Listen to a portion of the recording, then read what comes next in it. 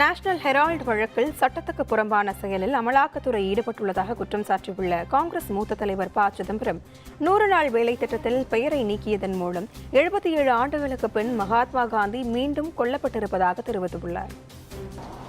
National Herald சம்பந்தப்பட்ட வழக்கு திருமதி சோனியா காந்தி, திரு ராகுல் காந்தி மற்றவர்கள் மீது தொடுக்கப்பட்ட ஜோடிக்கப்பட்ட வழக்கு.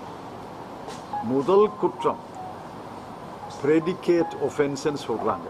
முதல் குற்றம் பதிவு செய்யாமல் இந்த இரண்டாவது குற்றத்தை பதிவு செய்யவே முடியாது.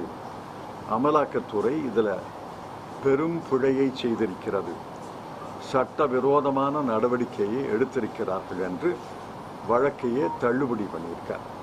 மகாத்மா காந்தி 1948 ஜனவரி மாதம் 30ஆம் தேதி கொல்லப்பட்டார்.